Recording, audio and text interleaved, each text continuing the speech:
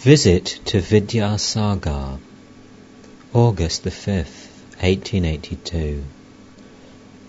Pundit Ishwar Chandra Vidyasagar was born in the village of Bir Singh, not far from Kamarpukur, Sri Ramakrishna's birthplace.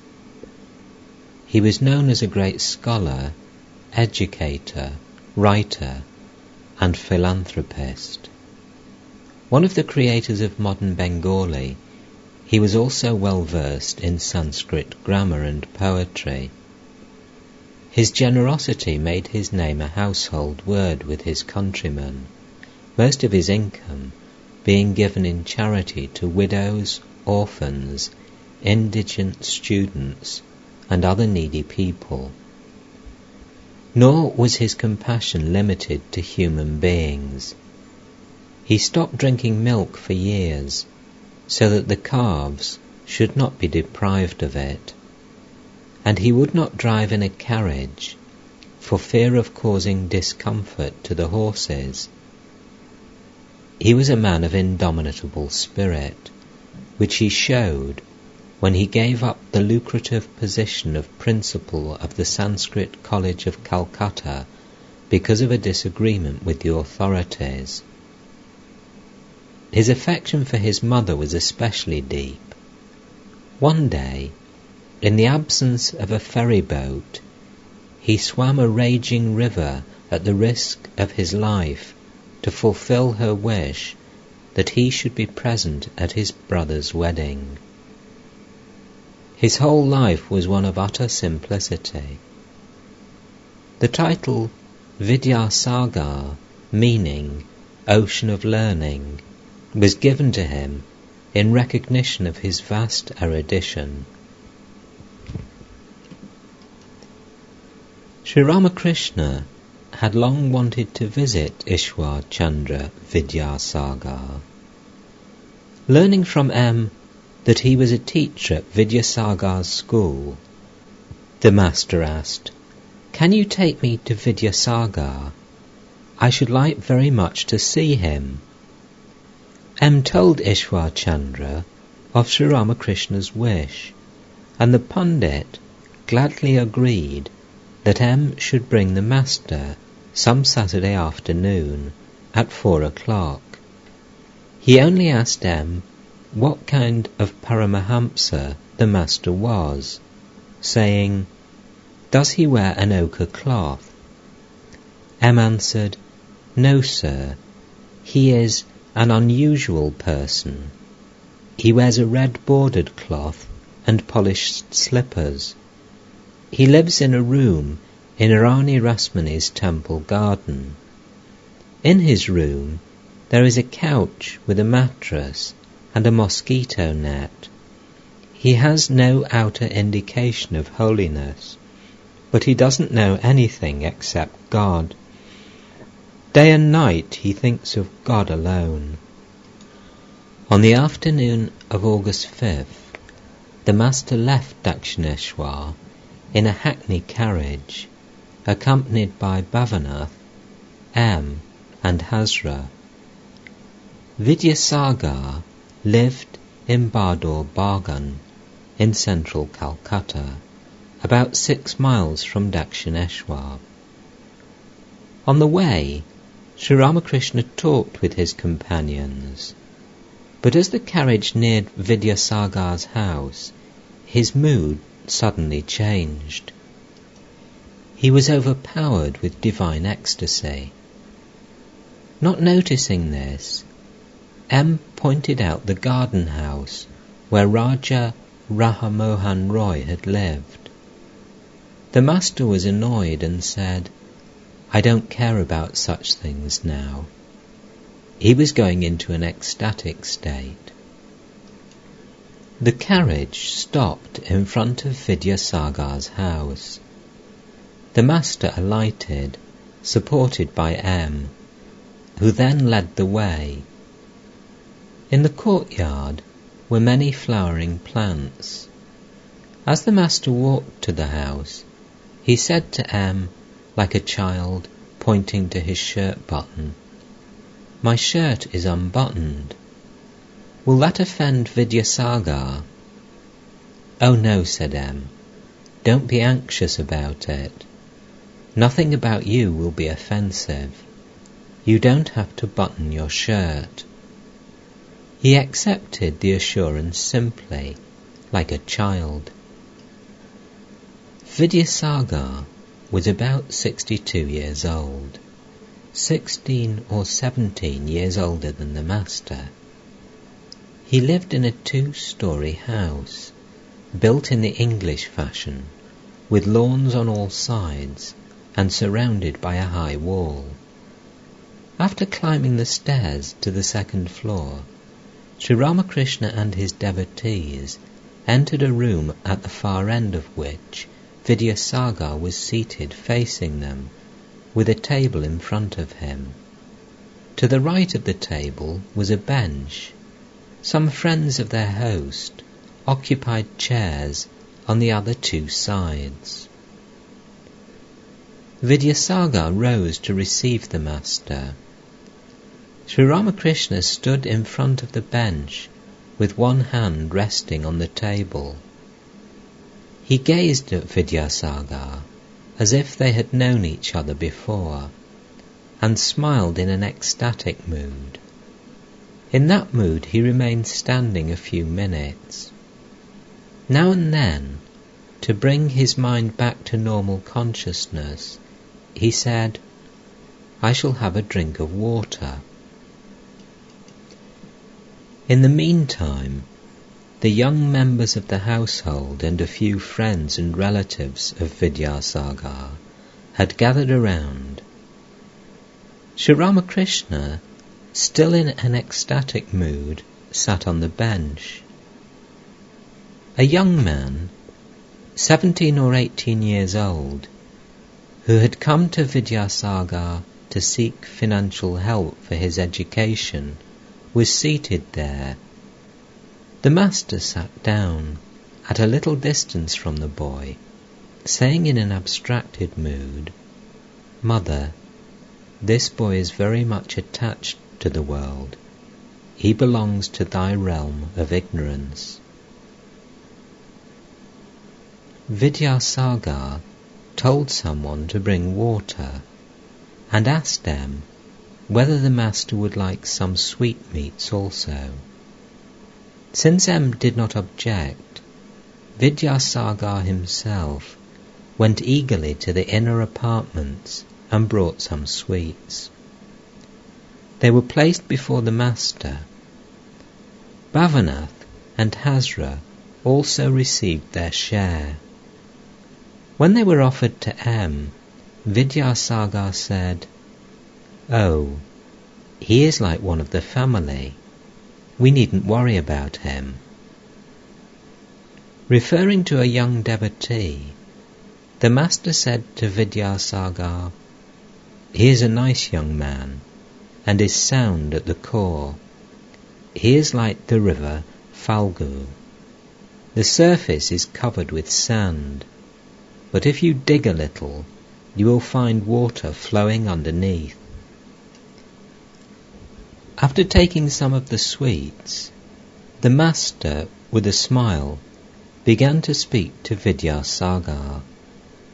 Meanwhile the room had become filled with people. Some were standing, and others were seated. Master: today at last I have come to the ocean. Up till now I had seen only canals, marshes, or a river at most. But today I am face to face with the Sagar, the ocean. All laugh. Vidyasagar, smiling: "Then please take home some salt water." Laughter. Master: "Oh no, why salt water? You aren't the ocean of ignorance. You are the ocean of Vidya, knowledge. You are the ocean of condensed milk." All laugh. Vidyasagar: "Well, you may put it that way." The pundit became silent. Sri Ramakrishna said, "Your activities are inspired by sattva. Though they are rajasic, they are influenced by sattva. Compassion springs from sattva. Though work for the good of others belongs to rajas, yet this rajas has sattva for its basis and is not harmful. Shuka and other sages cherished compassion in their minds to give people religious instruction, to teach them about God. You are distributing food and learning. That is good too. If these activities are done in a selfless spirit, they lead to God. But most people work for fame or to acquire merit. Their activities are not selfless. Besides, you are already a siddha." Vidyasagar: "How is that, sir?" Master, laughing: "When potatoes and other vegetables are well cooked, they become soft and tender, and you possess such a tender nature. You are so compassionate." Laughter. Vidyasagar, laughing: "But when the paste of kalai pulse is boiled, it becomes all the harder." Master: "But you don't belong to that class. Mere pundits are like diseased fruit that becomes hard and will not ripen at all. Such fruit has neither the freshness of green fruit nor the flavour of ripe. Vultures soar very high in the sky, but their eyes are fixed on rotten carrion on the ground. The book-learned are reputed to be wise, but they are attached to woman and gold. Like the vultures, they are in search of carrion. They are attached to the world of ignorance. Compassion, love of God, and renunciation are the glories of true knowledge." Vidyasagar listened to these words in silence. The others too gazed at the Master and were attentive to every word he said. Vidyasagar was very reticent about giving religious instruction to others. He had studied Hindu philosophy. Once, when M had asked him his opinion of it, Vidyasagar had said, "I think the philosophers have failed to explain what was in their minds." But in his daily life, he followed all the rituals of Hindu religion and wore the sacred thread of a Brahmin. About God, he had once declared, "It is indeed impossible to know him." What, then, should be our duty? It seems to me that we should live in such a way that, if others followed our example, this very earth would be heaven. Everyone should try to do good to the world. Sri Ramakrishna's conversation now turned to the knowledge of Brahman. Master: "Brahman is beyond vidya and avidya, knowledge and ignorance. It is beyond maya, the illusion of duality. The world consists of the illusory duality of knowledge and ignorance. It contains knowledge and devotion, and also attachment to woman and gold, righteousness and unrighteousness, good and evil. But Brahman is unattached to these. Good and evil apply to the jiva, the individual soul, as do righteousness and unrighteousness. But Brahman is not at all affected by them. One man may read the Bhagavata by the light of a lamp, and another may commit a forgery by that very light, but the lamp is unaffected. The sun sheds its light on the wicked as well as on the virtuous. You may ask, how then can one explain misery and sin and unhappiness? The answer is that these apply only to the jiva. Brahman is unaffected by them. There is poison in a snake, but though others may die if bitten by it, the snake itself is not affected by the poison. What Brahman is cannot be described. All things in the world, the Vedas, the Puranas, the Tantras, the 6 systems of philosophy, have been defiled, like food that has been touched by the tongue, for they have been read or uttered by the tongue. Only one thing has not been defiled in this way, and that is Brahman. No one has ever been able to say what Brahman is. Vidyasagar to his friends: "Oh, that is a remarkable statement. I have learnt something new today." Master: "A man had 2 sons. The father sent them to a preceptor to learn the knowledge of Brahman.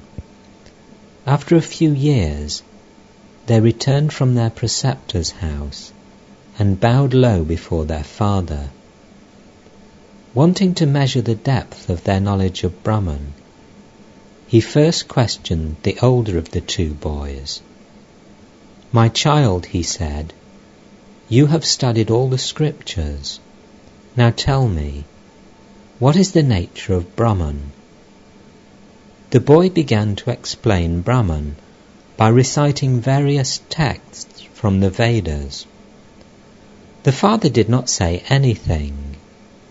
Then he asked the younger son the same question, but the boy remained silent and stood with eyes cast down. No word escaped his lips. The father was pleased and said to him, 'My child, you have understood a little of Brahman. What it is cannot be expressed in words.' Men often think they have understood Brahman fully. Once an ant went to a hill of sugar. One grain filled its stomach. Taking another grain in its mouth, it started homeward. On its way it thought, 'Next time I shall carry home the whole hill.' That is the way shallow minds think. They don't know that Brahman is beyond one's words and thought. However great a man may be, how much can he know of Brahman? Shukadeva and sages like him may have been big ants, but even they could carry at the utmost 8 or 10 grains of sugar. As for what has been said in the Vedas and the Puranas, do you know what it is like? Suppose a man has seen the ocean, and somebody asks him, 'Well, what is the ocean like?' The first man opens his mouth as wide as he can and says, 'What a sight! What tremendous waves and sounds!' The description of Brahman in the sacred books is like that. It is said in the Vedas that Brahman is of the nature of bliss. It is Satchitananda. Shuka and other sages stood on the shore of this ocean of Brahman and saw and touched the water. According to one school of thought, they never plunged into it. Those who do cannot come back to the world again. In Samadhi, one attains the knowledge of Brahman. One realizes Brahman. In that state, reasoning stops altogether, and man becomes mute. He has no power to describe the nature of Brahman. Once a salt doll went to measure the depth of the ocean. All laugh.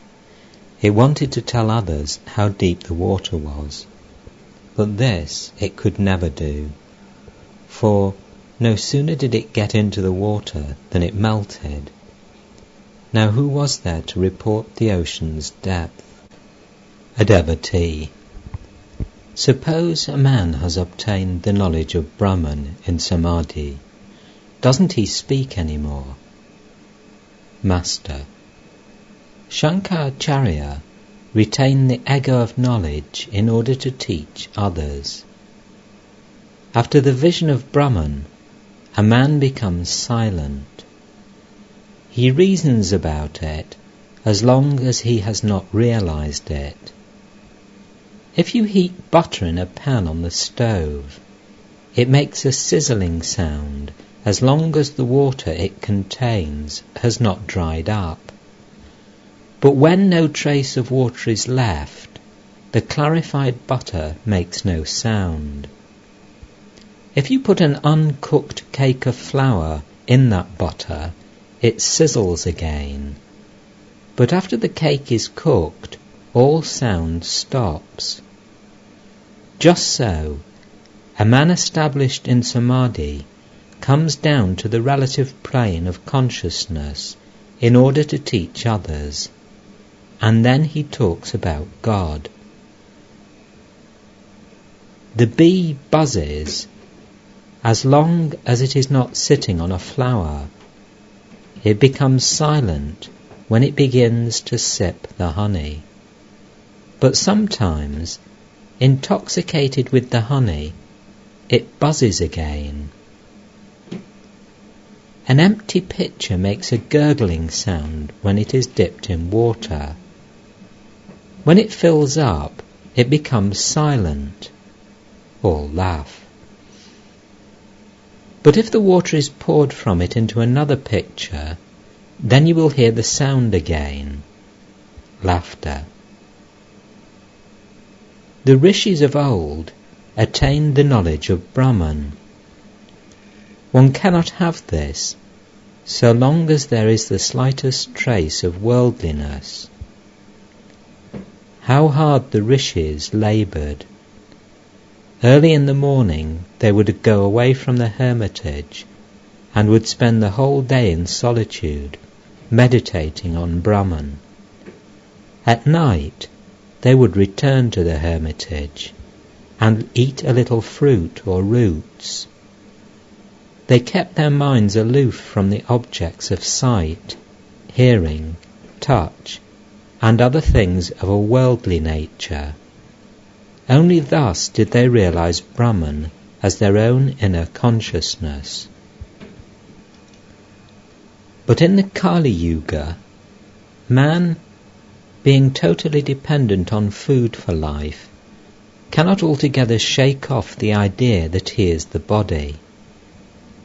In this state of mind, it is not proper for him to say, I am he. When a man does all sorts of worldly things, he should not say, I am Brahman.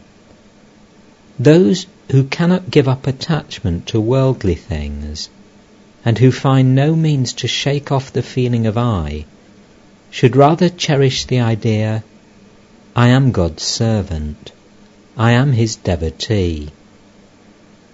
One can also realize God by following the path of devotion. The jnani gives up his identification with worldly things, discriminating, not this, not this. Only then can he realize Brahman. It is like reaching the roof of a house by leaving the steps behind, one by one. But the Vijnani, who is more intimately acquainted with Brahman, realizes something more. he realizes that the steps are made of the same material as the roof: bricks, lime, and brick dust. That which is realized intuitively as Brahman through the eliminating process of not this, is then found to have become the universe and all its living beings. The Vijnani sees that the reality, which is nirguna, without attributes, is also saguna, with attributes. A man cannot live on the roof a long time. He comes down again. Those who realize Brahman in samadhi come down also and find that it is Brahman that has become the universe and all its living beings.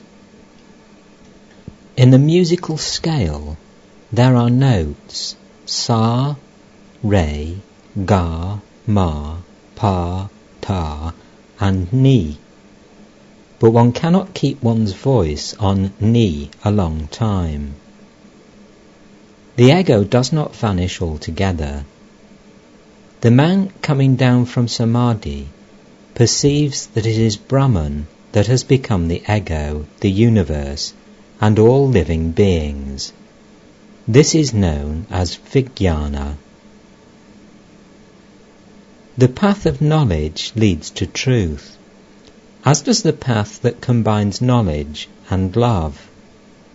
The path of love, too, leads to this goal.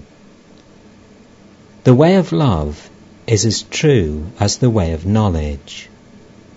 All paths ultimately lead to the same truth. But as long as God keeps the feeling of ego in us, it is easier to follow the path of love. The Vijnani sees that Brahman is immovable and actionless, like Mount Sumeru. This universe consists of the three gunas, sattva, rajas, and tamas. They are in Brahman, but Brahman is unattached. The Vijnani further sees that what is Brahman is the Bhagavan, the personal God. He who is beyond the three gunas is the Bhagavan, with his 6 supernatural powers. Living beings, the universe, mind, intelligence, love, renunciation, knowledge. All these are manifestations of his power. With a laugh. If an aristocrat has neither house nor property, or if he has been forced to sell them, one doesn't call him an aristocrat any more. All laugh. God is endowed with the 6 supernatural powers. If he were not, who would obey him? All laugh. Just see how picturesque this universe is. How many things there are. The sun, moon, and stars. And how many varieties of living beings. Big and small, good and bad, strong and weak. Some endowed with more power, some with less. Vidyasagar. Has he endowed some with more power and others with less? Master. As the all-pervading spirit, he exists in all beings, even in the ant. But the manifestations of his power are different in different beings. Otherwise, how can one person put 10 to flight, while another can't face even 1? And why do all people respect you? Have you grown a pair of horns? Laughter. You have more compassion and learning. Therefore people honour you and come to pay you their respects. Don't you agree with me? Vidyasagar smiled. The Master continued, "There is nothing in mere scholarship. The object of study is to find means of knowing God and realizing Him. A holy man had a book. When asked what it contained, he opened it and showed that on all the pages were written the words Om Rama and nothing else. What is the significance of the Gita? It is what you find by repeating the word 10 times. It is then reversed into Tagi, which means a person who has renounced everything for God. And the lesson of the Gita is, O man, renounce everything and seek God alone. Whether a man is a monk or a householder, he has to shake off all attachment from his mind." Chaitanya Deva set out on a pilgrimage to southern India. One day he saw a man reading the Gita. Another man, seated at a distance, was listening and weeping. His eyes were swimming in tears. Chaitanya Deva asked him, "Do you understand all this?" The man said, "No, revered sir, I don't understand a word of the text." "Then why are you crying?" asked Chaitanya. The devotee said, "I see Arjuna's chariot before me. I see Lord Krishna and Arjuna seated in front of it, talking. I see this and I weep. Why does a Vijnani keep an attitude of love toward God? The answer is that I-consciousness persists. It disappears in the state of samadhi, no doubt, but it comes back. In the case of ordinary people, the I never disappears. You may cut down the ashwatha tree, but the next day sprouts shoot up. All laugh.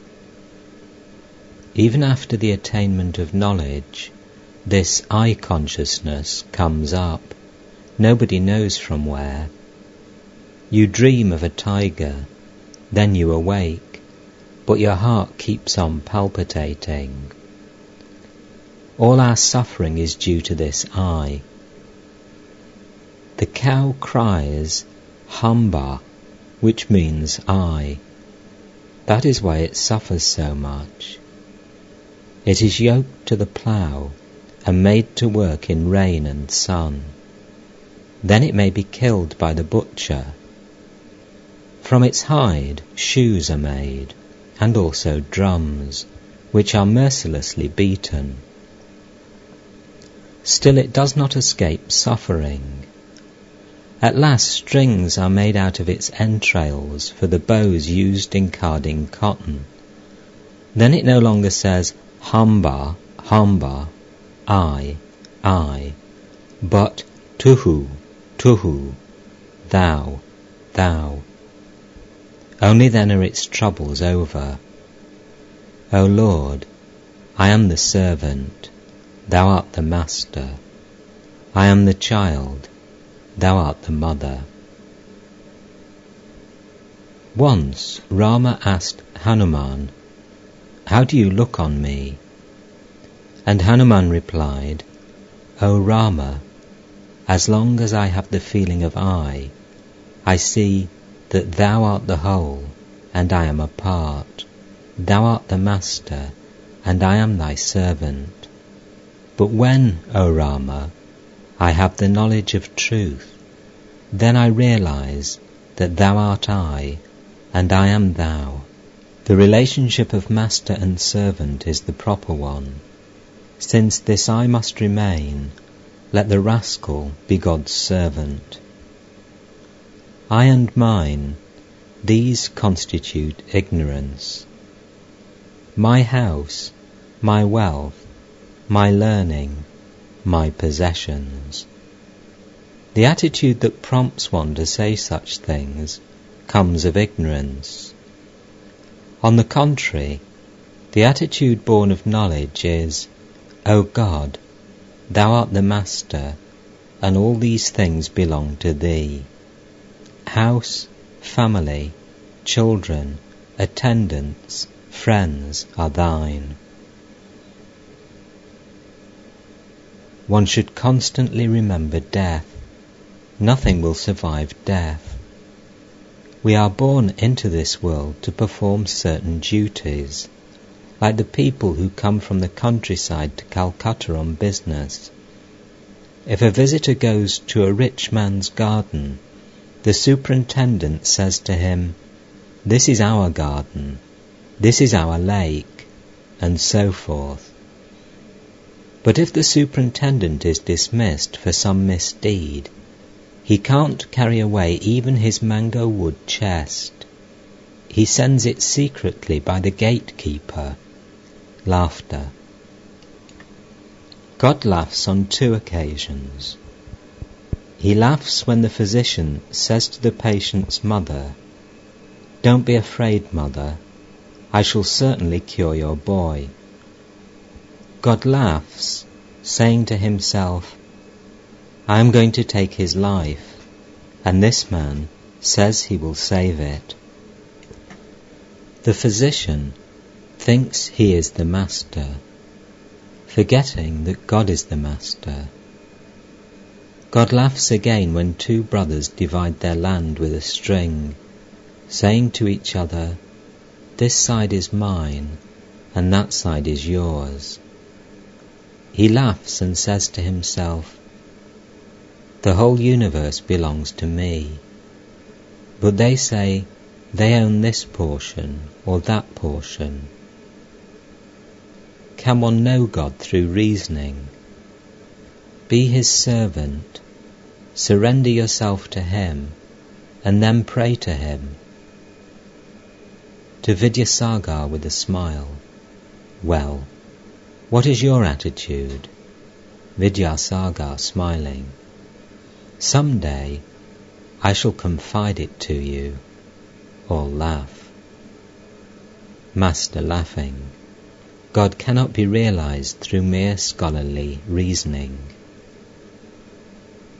Intoxicated with divine love, the Master sang, "Who is there that can understand what Mother Kali is? Even the 6 darshanas are powerless to reveal her. It is she, the scriptures say, that is the inner self of the yogi, who in self discovers all his joy. She that, of her own sweet will, inhabits every living thing." The macrocosm and microcosm rest in the mother's womb. Now do you see how vast it is? In the Muladhara, the yogi meditates on her, and in the Sahasrara, who but Shiva has beheld her as she really is? Within the lotus wilderness she sports beside her mate the swan. When man aspires to understand her, Ramprasad must smile. To think of knowing her, he says, is quite as laughable as to imagine one can swim across the boundless sea. But while my mind has understood, alas, my heart has not. Though but a dwarf, it still would strive to make a captive of the moon. Continuing, the Master said, "Did you notice? The macrocosm and microcosm rest in the mother's womb. Now do you see how vast it is?" Again the poet says, "Even the 6 darshanas are powerless to reveal her. She cannot be realized by means of mere scholarship. One must have faith and love. Let me tell you how powerful faith is. A man was about to cross the sea from Ceylon to India. Bibhishana said to him, Tie this thing in a corner of your wearing cloth, and you will cross the sea safely. You will be able to walk on the water, but be sure not to examine it, or you will sink. The man was walking easily on the water of the sea. Such is the strength of faith, when, having gone part of the way, he thought, "What is this wonderful thing Vibhishana has given me, that I can walk even on the water?" He untied the knot, and found only a leaf with the name of Rama written on it. "Oh, just this," he thought, and instantly he sank. There is a popular saying that Hanuman jumped over the sea through his faith in Rama's name, but Rama himself had to build a bridge. If a man has faith in God, then he need not be afraid, though he may have committed sin, nay, the vilest sin. Then Sri Ramakrishna sang a song glorifying the power of faith. If only I can pass away repeating Durga's name, how canst thou then, O Blessed One, withhold from me deliverance, wretched though I may be? The Master continued, faith and devotion. One realizes God easily through devotion. He is grasped through ecstasy of love. With these words the Master sang again, "How are you trying, O my mind, to know the nature of God? You are groping like a madman locked in a dark room. He is grasped through ecstatic love. How can you fathom him without it? Only through affirmation, never negation, can you know him. Neither through Veda, nor through Tantra, nor the 6 darshanas. It is in love's elixir only that he delights, O mind. He dwells in the body's inmost depths in everlasting joy. And for that love, the mighty yogis practice yoga from age to age. When love awakes, the Lord, like a magnet, draws to him the soul. He it is, says Ramprasad, that I approach as mother. But must I give away the secret here in the marketplace? From the hints I have given, O mind, guess what that being is. While singing, the Master went into Samadhi. He was seated on the bench facing west, the palms of his hands joined together, his body erect and motionless. Everyone watched him expectantly.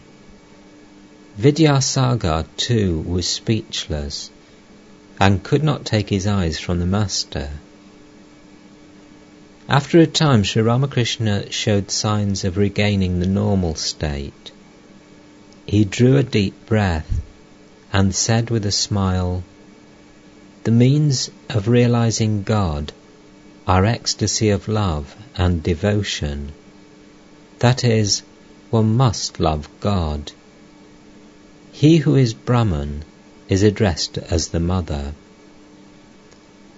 He it is, says Ramprasad, that I approach as mother, but must I give away the secret here in the marketplace? From the hints I have given, O mind, guess what that being is." Ramprasad asks the mind only to guess the nature of God. He wishes it to understand that what is called Brahman in the Vedas is addressed by him as the mother. He who is attributeless also has attributes. He who is Brahman is also Shakti.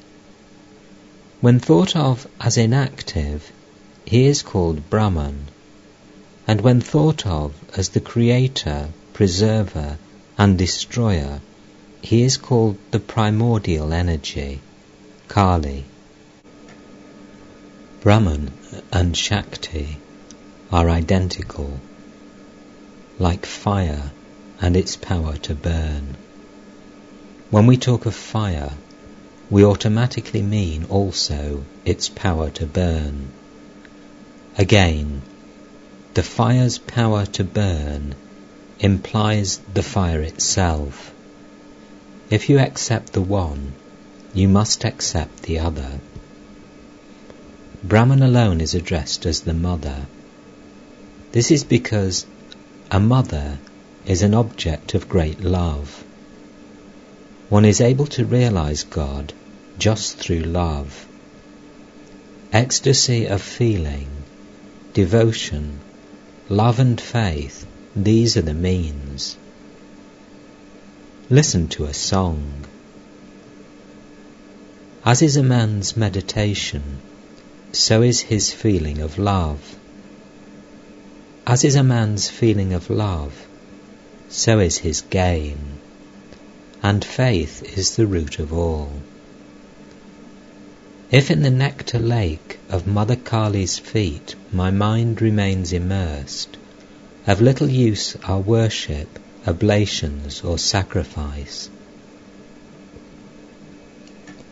What is needed is absorption in God, loving Him intensely. The nectar lake is the lake of immortality.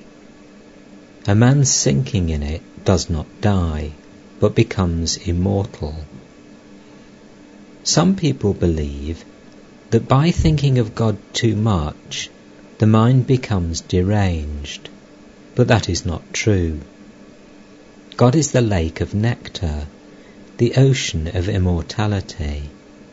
He is called the immortal in the Vedas. Sinking in it, one does not die, but one verily transcends death. Of little use are worship, oblations, or sacrifice. If a man comes to love God, he need not trouble himself much about these activities. One needs a fan only as long as there is no breeze. The fan may be laid aside if the southern breeze blows. Then what need is there of a fan? To Vidyasagar. The activities that you are engaged in are good. It is very good if you can perform them in a selfless spirit, renouncing egotism, giving up the idea that you are the doer. Through such action, one develops love and devotion to God, and ultimately realizes Him. The more you come to love God, the less you will be inclined to perform action. When the daughter-in-law is with child, her mother-in-law gives her less work to do. As time goes by, she is given less and less work. When the time of delivery nears, she is not allowed to do any work at all, lest it should hurt the child or cause difficulty at the time of birth. By these philanthropic activities, you are really doing good to yourself. If you can do them disinterestedly, your mind will become pure and you will develop love of God. As soon as you have that love, you will realize Him. Man cannot really help the world. God alone does that. He who has created the sun and the moon, who has put love for their children in parents' hearts, endowed noble souls with compassion, and holy men and devotees with divine love. The man who works for others without any selfish motive really does good to himself. There is gold buried in your heart, but you are not yet aware of it. It is covered with a thin layer of clay. Once you are aware of it, all these activities of yours will lessen. After the birth of her child, the daughter-in-law in the family busies herself with it alone. Everything she does is only for the child. Her mother-in-law doesn't let her do any household duties. Go forward. A woodcutter once entered a forest to gather wood.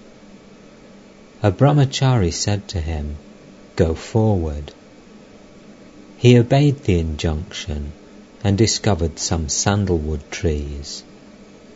After a few days he reflected, "The holy man asked me to go forward. He didn't tell me to stop here." So he went forward and found a silver mine.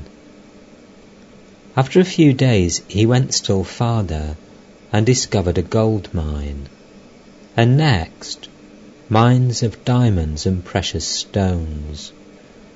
With these he became immensely rich. Through selfless work, love of God grows in the heart. Then, through His grace, one realizes Him in course of time. God can be seen. One can talk to Him as I am talking to you. In silent wonder, they all sat listening to the Master's words. It seemed to them that the Goddess of Wisdom herself, seated on Sri Ramakrishna's tongue, was addressing these words not merely to Vidyasagar, but to all humanity for its good. It was nearly 9 o'clock in the evening. The Master was about to leave. "Master," to Vidyasagar with a smile, "the words I have spoken are really superfluous. You know all this, you simply aren't conscious of it. There are countless gems in the coffers of Varuna, but he himself isn't aware of them." Vidyasagar with a smile, "You may say as you like." Master smiling, "Oh yes, there are many wealthy people who don't know the names of all their servants, and are even unaware of many of the precious things in their houses." All laugh. Everybody was delighted with the Master's conversation. Again addressing Vidyasagar, he said with a smile, "Please visit the temple garden sometime. I mean the garden of Rasmani. It's a charming place." Vidyasagar, "Oh, of course I shall go. You have so kindly come here to see me, and shall I not return your visit?" Master, "Visit me? Oh, never think of such a thing." Vidyasagar, "Why, sir, why do you say that? May I ask you to explain?" Master, smiling, "You see, we are like small fishing boats." All smile. "We can ply in small canals and shallow waters, and also in big rivers. But you are a ship. You may run aground on the way." All laugh.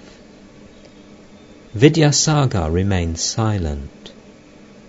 Sri Ramakrishna said with a laugh, "But even a ship can go there at this season." Vidyasagar smiling, "Yes, this is the monsoon season." All laugh. M said to himself, "This is indeed the monsoon season of newly awakened love. At such times, one doesn't care for prestige or formalities." Sri Ramakrishna then took leave of Vidyasagar, who, with his friends, escorted the master to the main gate, leading the way with a lighted candle in his hand. Before leaving the room, the master prayed for the family's welfare, going into an ecstatic mood as he did so. As soon as the master and the devotees reached the gate, they saw an unexpected sight and stood still. In front of them was a bearded gentleman of fair complexion, aged about 36. He wore his clothes like a Bengali, but on his head was a white turban, tied after the fashion of the Sikhs. No sooner did he see the master than he fell prostrate before him, turban and all. When he stood up, the master said, "Who is this?" "Balaram." "Why so late in the evening?" Balaram: "I have been waiting here a long time, sir." Master: "Why didn't you come in?" Balaram: "All were listening to you. I didn't like to disturb you." The master got into the carriage with his companions. Vidyasagar to M softly: "Shall I pay the carriage hire?" M: "Oh, don't bother, please. It is taken care of." Vidyasagar and his friends bowed to Sri Ramakrishna, and the carriage started for Dakshineshwar. But the little group, with the Venerable Vidyasagar at their head holding the lighted candle, stood at the gate and gazed at the master until he was out of sight.